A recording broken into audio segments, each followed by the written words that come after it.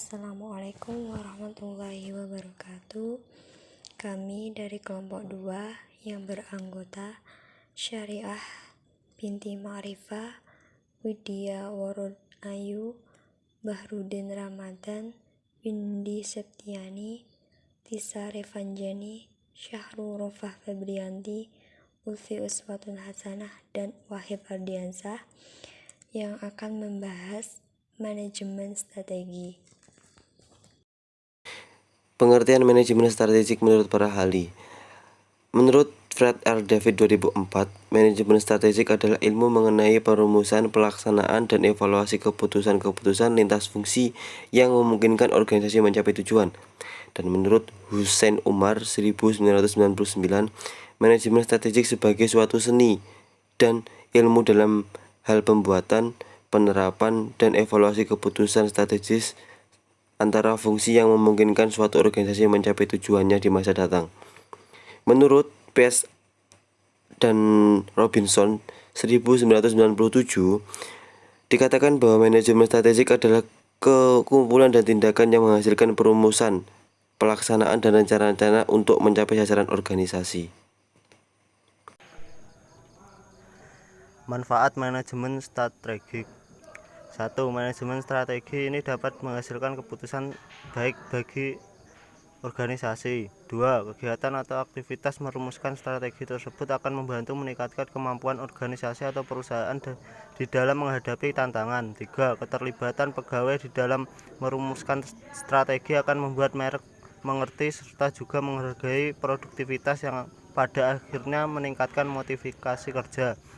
4. Implementasi manajemen strategi ini dapat membuat organisasi perusahaan menjadi lebih peka terhadap ancaman dari luar. 5. Manajemen strategi yang unik itu akan membantu mencegah segala macam masalah yang berasal dari dalam ataupun juga masalah dari luar. Tujuan manajemen strategi. 1. Memberikan arah jangka panjang perusahaan yang bakal dicapai. 2. Membantu perusahaan beradaptasi pada setiap perusahaan. 3. Membuat kinerja perusahaan menjadi lebih efektif.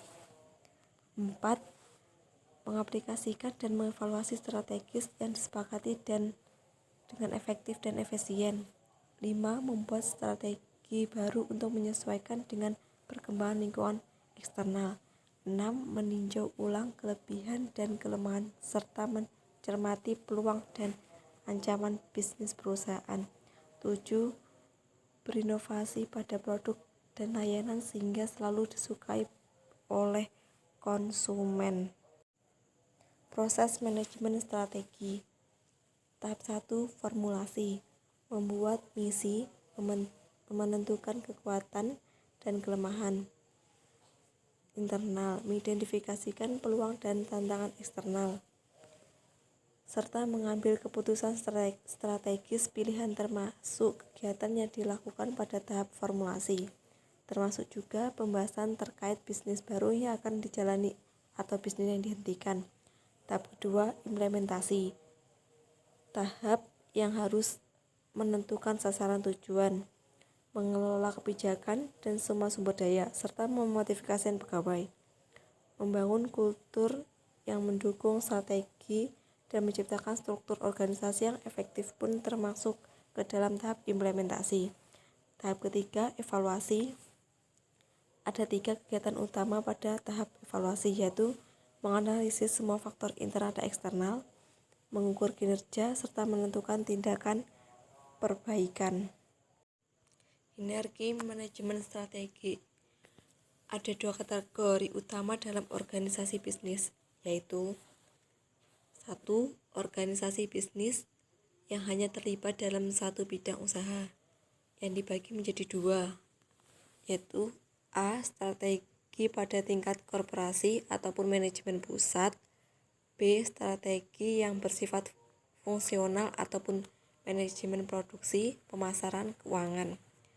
Dan yang kedua, organisasi yang terlibat dalam beberapa ataupun berbagai bidang usaha, yang dibagi menjadi 3. A. Korporasi. B. Kategori satuan bidang bisnis. C. Fungsional.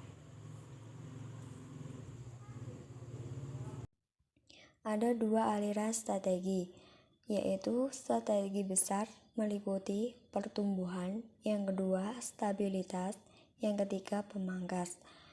Dan adapun strategi global meliputi yang pertama strategi globalitas, yang kedua strategi multidomestik, yang ketiga strategi transnasional. Tingkatan strategi. 1. Strategi tingkat perusahaan ditetapkan oleh tingkat manajemen tertinggi di dalam organisasi dan mengarah kepada bisnis yang akan dijalankan dan bagaimana sumber daya diakulasikan. 2. Strategi tingkat fungsional berhubungan dengan fungsi bisnis seperti fungsi produksi, fungsi pemasaran, fungsi SDM, fungsi keuangan, fungsi riset, dan pengembangan. Strategi tingkat bisnis ditetapkan oleh masing-masing unit bisnis strategi. Strategi bisnis biasanya diformulasikan oleh manajer tingkat bisnis melalui negosiasi dengan manajer korporasi dan memusatkan kepada bagaimana cara bersaing dalam dunia bisnis yang ada. Contoh kasus manajemen strategi pada PT Gramedia Asri Media. Perkembangan dunia usaha di era globalisasi ini sangatlah pesat. Persaingan antara perusahaan dengan kompetitor semakin ketat. PT Gramedia Asri Media adalah anak perusahaan kelompok Kompas Gramedia yang menyediakan jaringan toko buku dan nama toko buku Gramedia di beberapa kota di Indonesia.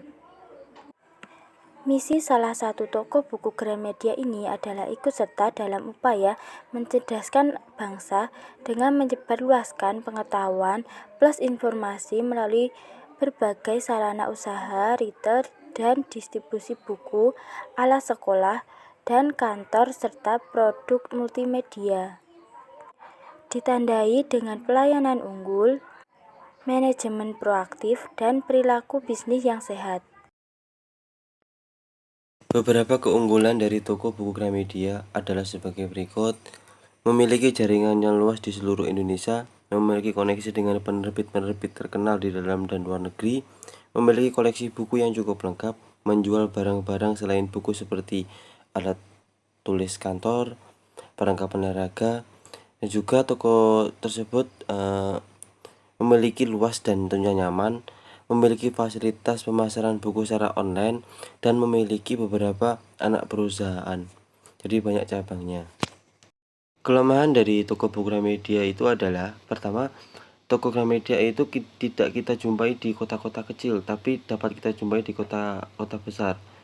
Harga buku di toko Gramedia tersebut dibanderol cukup mahal, dikarenakan mungkin penerbit buku itu merupakan orang ternama, ataupun juga mungkin karena pajak tempat yang digunakan sebagai tokoan di perkotaan, makanya jadi lebih mahal. Toko Gramedia itu tidak menjual buku sembarangan atau tidak menjual buku yang tidak bermerek. Mereka hanya menjual buku-buku yang ternama, yang mengakibatkan ada beberapa buku yang tidak tersedia ataupun tidak dijual di sana. Harga dari buku impor tergantung dari kurs dolar, sedangkan seperti yang kita ketahui, kurs dolar saat ini sangatlah tinggi, yang mengakibatkan harga buku tersebut bisa sangat mahal ketika dirupiahkan. Ada beberapa peluang yang dapat diambil dari toko Gramedia. Yang pertama adalah toko buku Gramedia itu dapat memperluas jaringan hingga ke kota-kota kecil, karena Gramedia itu merupakan toko yang ternama dan banyak mahasiswa-mahasiswa atau pelajar-pelajar yang sudah mengenalnya, maka dari itu dapat memperluas jaringannya. Yang kedua, toko Gramedia sendiri dapat menarik penulis-penulis maupun penerbit dalam negeri untuk meningkatkan kegemaran menulis dan membaca di Indonesia. Dan yang ketiga, toko buku Gramedia itu sering mengadakan event blog fair untuk meningkatkan omset penjualannya. Tentu hal ini sangat menarik bagi orang-orang yang gemar membaca.